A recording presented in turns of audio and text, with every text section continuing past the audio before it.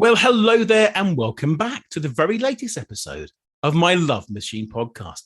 Now, I'm going to ask you a question. How do you really feel about yourself right now? Are you happy? Are you content? Or do you feel that something is missing? Because the relationship you have with yourself is crucial to your own well-being and also to creating healthy and happy relationships, with others. And that today is what my podcast will be about. And to help me, I am joined by a wonderful guest. I have Austin Armstrong. She is an empowerment coach and an expert in self-love and relationships. She helps women heal relationship wounds, embody self-love, and attract, co-create the loving, healthy relationship they desire. Welcome, Austin. How are you doing? Hi, it's so great to be here. I'm doing wonderful. Thank you so much for having me. I'm really pleased to get you on here, and I appreciate you coming on at a strange time just to record this with me. So thank you very much. Now, we spoke on the phone a few weeks ago about what we're going to talk about today, because I think the topic we're going to be covering is absolutely essential. So before we go on to that, can you explain to everyone a bit more about what you do and how you got into this? Yes, absolutely. So I started my relationship coaching practice about 2 years ago, and it was really inspired by my own personal experience in the way that I was navigating romantic relationships in my life. In my 20s, I like to joke and say that I had a series of unhealthy relationships with men. A lot of relationships were ending due to infidelity. I was staying in relationships where I was being treated poorly and experiencing emotional and verbal abuse. And after a really challenging breakup about 4 years ago, when I was 28, I just decided that I wasn't available to be in an unhealthy relationship again. And I was really determined to heal myself and to really understand why I had been kind of attracting the same type of relationships and partners. And there were specific patterns that continued to play out. And I had this realization where I found that if I was willing to take responsibility for the ways that I had shown up in my life and maybe the unhealthy patterns that I was repeating in relationships with men, that maybe I could do something about the trajectory of my future relationships. And so I went on a really deep healing journey and learned a lot about how to love myself, and thought that I loved myself before I went on this journey. It really was revealing of how many parts of myself I had denied and hadn't fully accepted. And so through my own journey of self-healing and self-love, I was really able to attract a healthy relationship for the first time and co-create a really fulfilling and happy, loving relationship that I didn't really think was possible before my own healing journey. And so once I was able to do that on my own, I really wanted to share this gift with other women, because I noticed when I was going through my breakup when I was 28, a lot of my peers and, female friends were saying, dating's so challenging, men are emotionally unavailable, just all of these limiting beliefs around dating and what it took to actually be in a healthy, happy relationship. And it seemed like what everyone believed is that it's just luck. And once I cracked the code and figured out that it really isn't about luck, it's about your willingness to look at your own stuff and your own side of the street and work on that and heal that. And being willing to be open and vulnerable and truthful and really transparent in dating and building a relationship. I was like, oh, I want everyone to know that it's not just luck, and that there's so much that we can do individually to help strengthen this area of our lives in romantic partnership. So now you are an empowerment coach and you work with women yourself. So what does empowerment mean in general? I know what it means, but for my listeners, how do you empower them? Do you give them the control that they need over life? Do you give them control of their relationships, control over their selves? What do you do? So yes, empowerment, what that means to me. And I loved what you stated, and I agree with all of the above around, giving people control over their own lives and themselves. And I actually really like to use the word sovereignty. And to me, what that means is that we have power over our own choices. But in addition to that piece, because I do think that there's an element where we forget sometimes that we have the power of choice to decide for ourselves and to choose in alignment with the truth of our heart and our own desires. But in addition to that, I think empowerment really too is giving people tools to really learn how to deepen their connection to self. I think that I know that this is being addressed more and more these days.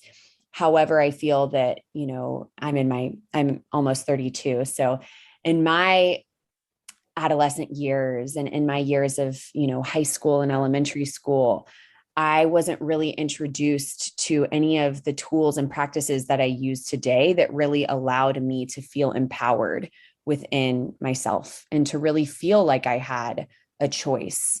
And so, yeah, I think it's a combination of reflecting back to people and showing people where they have the power of choice, in addition to giving them tools to really strengthen and deepen the relationship that they have with themselves. And from that relationship, they're able to choose more powerfully. They're able to choose with the intention and the alignment of the truth of their own heart and their own desires versus what they might have just been told that they need to choose.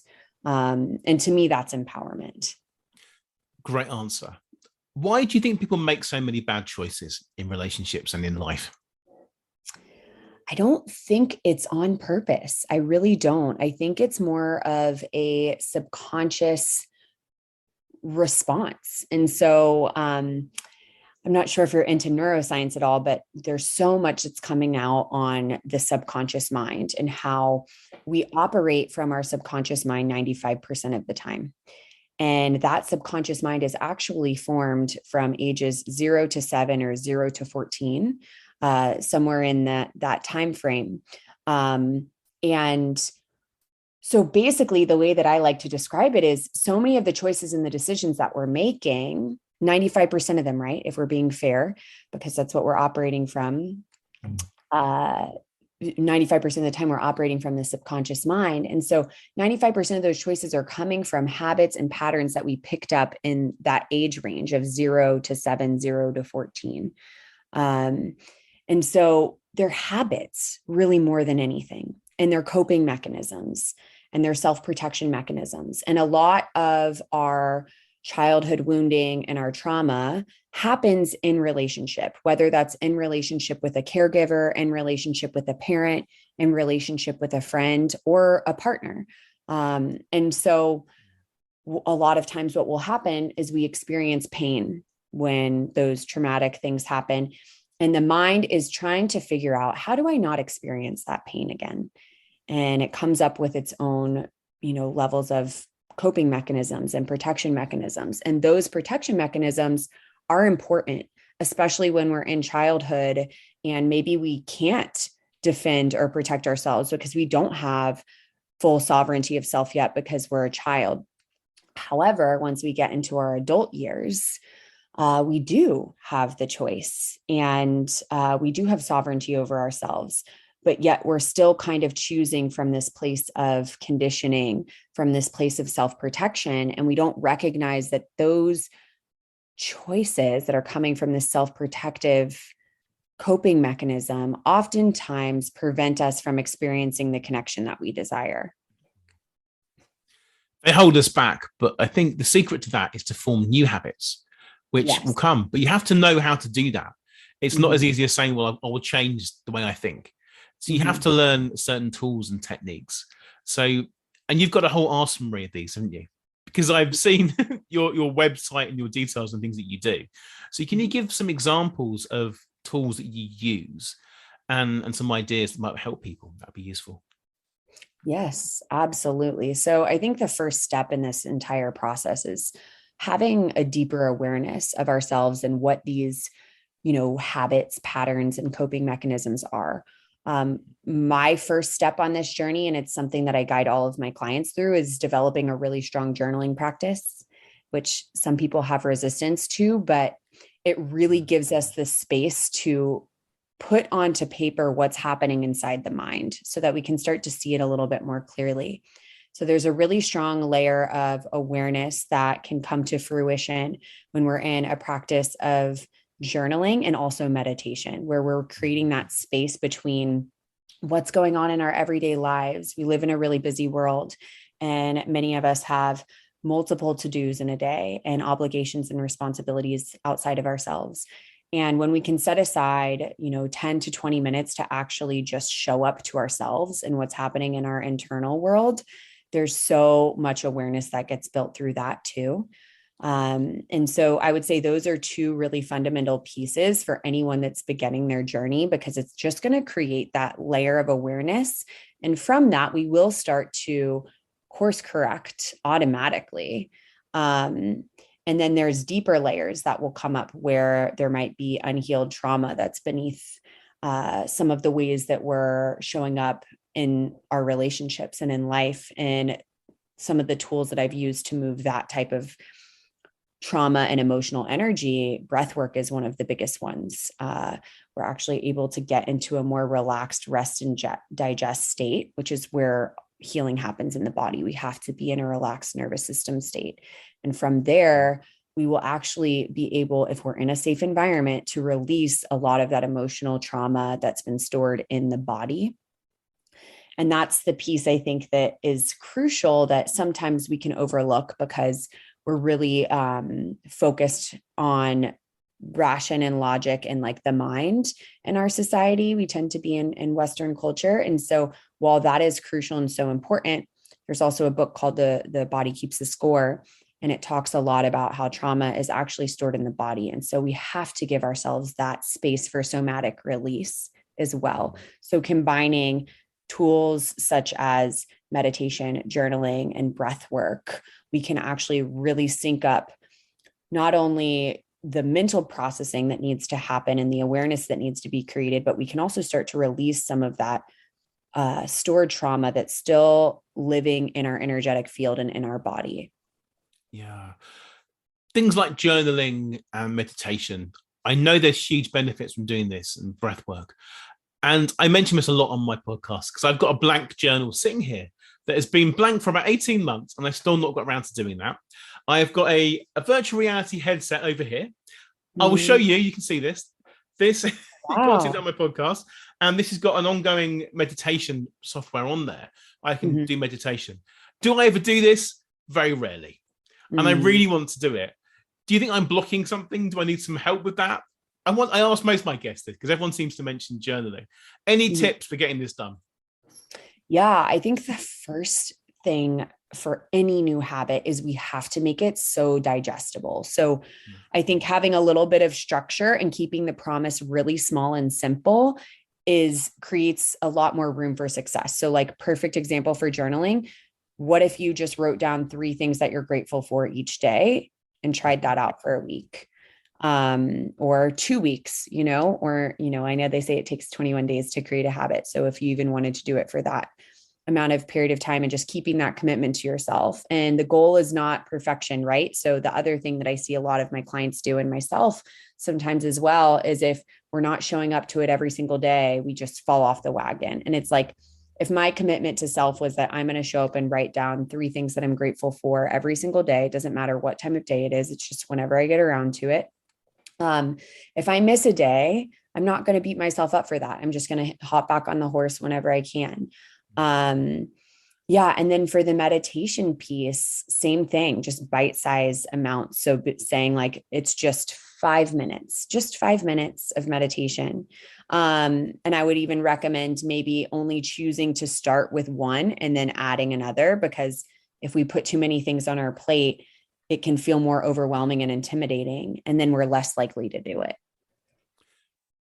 When you were saying that, it did occur to me that I do make lists in my head, and I do the things I'm grateful for, things I have to look forward to, all these things in my head. But I tend to do it going for a walk. It's all the same sort of thing, really, isn't it? Maybe that's just my way. And everyone's got their own way of doing things. And maybe I shouldn't force it. Maybe that is my way and that works for me.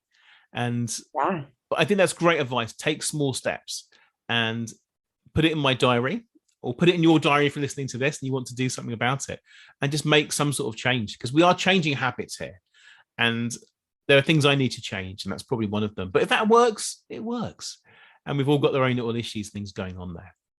Let's talk about self-care as well. That's all part of healing yourself, isn't it? Do you have any rituals you have yourself? Do you have any recommendations for people? Because self-care is all very well to say, well, have a nice hot bath or have a massage, but people struggle with that. We need to go a bit deeper on that. And I'm sure you've got some great tips on that.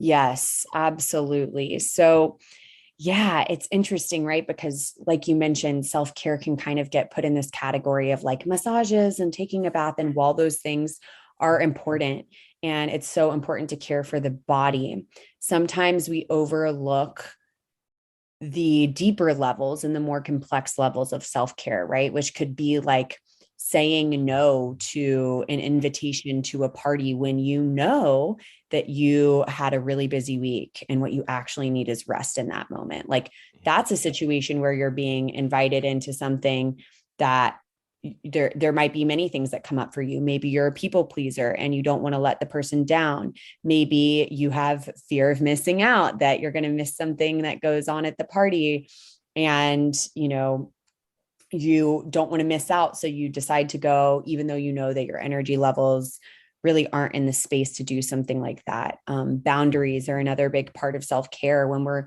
going into really deep healing work, it's so important that we create what I call a healing cocoon. I do this with all of my clients when we first start working together. And what I have them do is I just have them simply take an inventory of their day-to-day life, like every single little tiny step, action step that they took that day, every interaction that they had.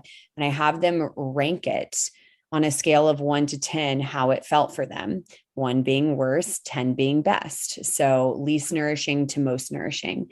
And sometimes it's really helpful to just take a moment to actually check in with ourselves and see what is actually feeling good and nourishing and joyful for me in my life right now, what's supportive and what isn't, because that's going to show us where our energy is leaking and where energy is also being created. And so when we're doing a lot of healing work, it's so important that we're not leaking our energy and that we're just making sure that the ways that we're living our lives and the things that we're doing are actually supporting and nourishing us. Because when we do deepen our healing work, it involves looking at parts of ourselves that maybe we have been ashamed of, or that we've been neglectful of, or that we aren't willing to face. And that can be really challenging emotionally. And so we want to make sure that our environment is as supportive and nourishing to that process as possible.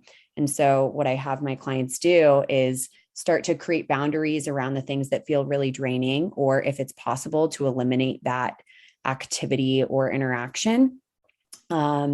And then and to place our attention and focus and energy on the things that are feeling really nourishing, and creating more time and space in our calendar to do those things. That's great advice. I think sometimes you have to do what you want to do, what makes you happy. But how do you decide which of those things is good and which is going to be nourishing? For example, maybe the best thing they could be doing is going to the gym, getting more exercise. But they think, do you know what? I'm too tired, can't be bothered to do that. And I'm going to stay at home in bed and maybe watch TV. How do you decide? How do you know which one is the right course of action? Yeah, that's a great question, because of course there's mental resistance that comes up with so many of these things. And you know, for someone who is actually showing up to exercise, even if it's just once a week, most people tend to say that they feel better afterwards. And so that's the key, right? With something like exercise, it's how did you feel after? It's the same thing. How, you know, even if it's an interaction with, you know, a family member that either feels good or bad to you, it's not about, it's how did you feel after the interaction? Did you feel more nourished, or did you feel less nourished? And same thing with, you know, meditation. Sometimes when we sit down to do it, it doesn't feel great, but afterwards, how did we feel? So same thing with exercise. And when we're implementing new habits, it's about giving it time to feel good too. So if we're talking specifically on the subject of exercise, and I know for myself, it took me a while to get back into exercising after the pandemic and everything was shut down, because I really enjoy going to exercise classes, and that wasn't available for a certain period of time. And there was definitely a moment where I was like, this actually doesn't feel great for me right now. But because I know from previous experience how beneficial it is for my mind, my body, my spirit, I set a goal for myself to walk 100 miles in a month. And wow. I was like, okay, I'm not going to run them. I'm going to walk them. And I hit 80. I didn't hit 100, but by the time that month was over, I was like, oh, okay, I'm craving exercise. I'm not at the point where I have resistance to it. And so I gave myself that 1 month time window to actually get back into it, to give myself some runway to actually experience the benefits of it. You know, it's the same thing with meditation and journaling. If you just do it for one day, you may not feel the results of it. So it's having that patience. And I think we live in a society of a lot of instant gratification. And so we have to have a little bit more patience with ourselves and with these new habits. It's all about balance, really. That's what I think. I think you're right. You need small steps to get back into things, to form the new habits. Some days do what you want to do, but if you know that in the long run, the benefits will outweigh the discomfort you'll experience at the moment. For example, if someone's quite introverted, then going out to social events might feel really tough, particularly after the pandemic. Yeah. In those situations, that's the best way they can meet somebody new and get themselves out of their comfort zone. So I think in that situation, again, small steps. Go to a party, but go for an hour. Tell yourself you go for an hour. If you're going to go to the gym, tell yourself you go for 20 minutes, or just use the sauna, or you go for a swim. When you're there, in reality, you probably do a whole hour and enjoy it a lot more.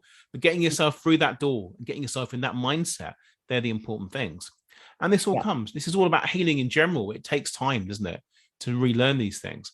And there's a question for you in itself. When you work with clients and you're working on healing the relationship with themselves, I'll throw the title back in there again of the podcast, so we make sure I stay on track here. Then how long does it take to do that? Because healing's an ongoing thing. Do they come with you for a couple of sessions, a one-off, or is it ongoing for all their lives? Yeah, wonderful question that I think is so important.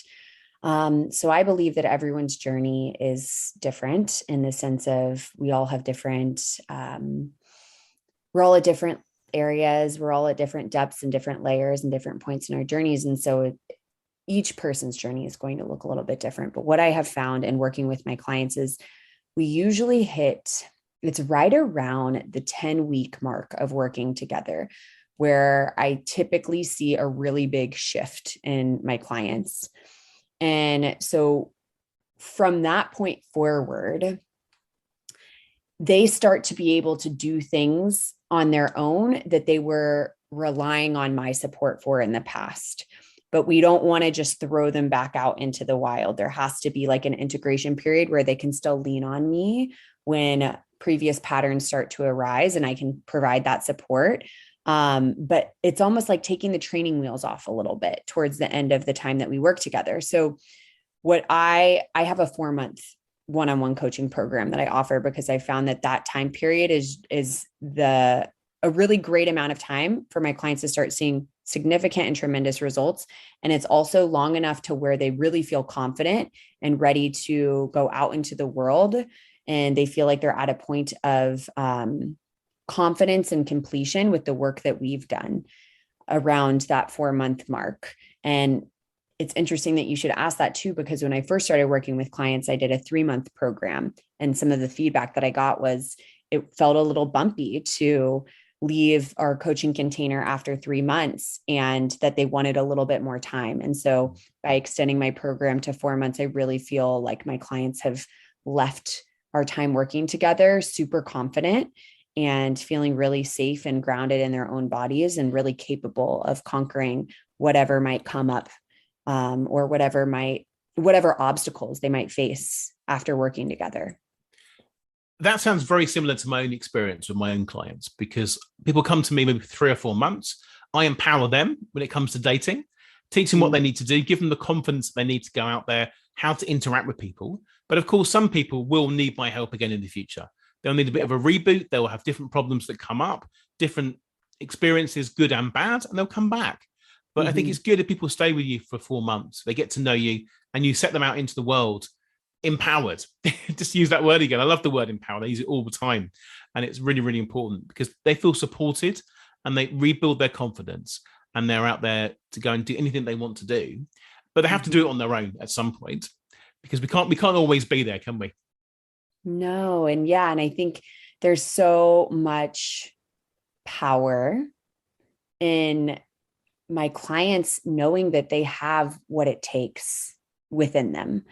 And I think it takes a certain amount of time and practice for them to understand that and actually believe it. And so, like you mentioned, it's so great to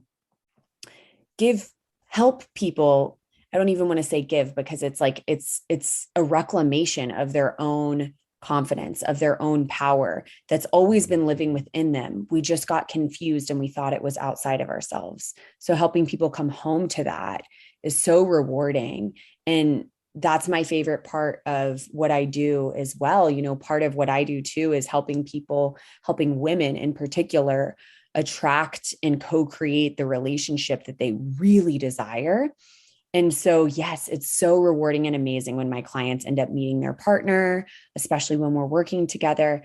But my favorite piece is the part that they get to not only reconnect with themselves, but rediscover the power that lives within them. And through that, really start to embody their own self-love. And that is something that no one can ever take away from you. And that's my favorite part, as usually, like I was saying, right around that week 10, it's usually week like 8 to 10, where I start to see a really massive shift in my clients, because they're not only conceptualizing self-love, they're feeling it in their body.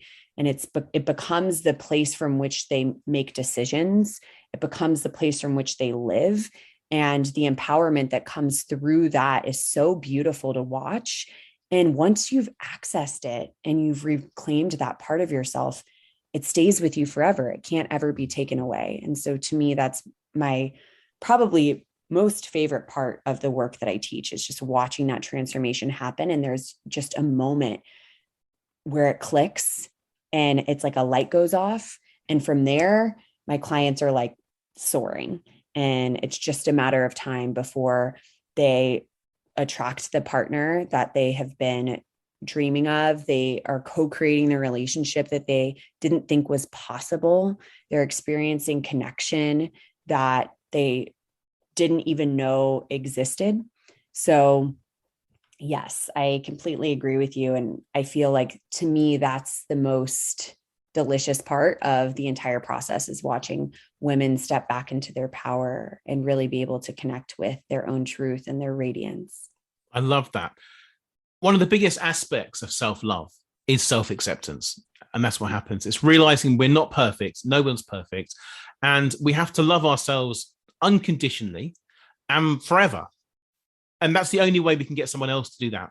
We have to love ourselves first. That's the important part of it. And it's an ongoing work in progress that takes time. And many of us do have this trauma from the past that holds us back, but it shouldn't hold you back forever.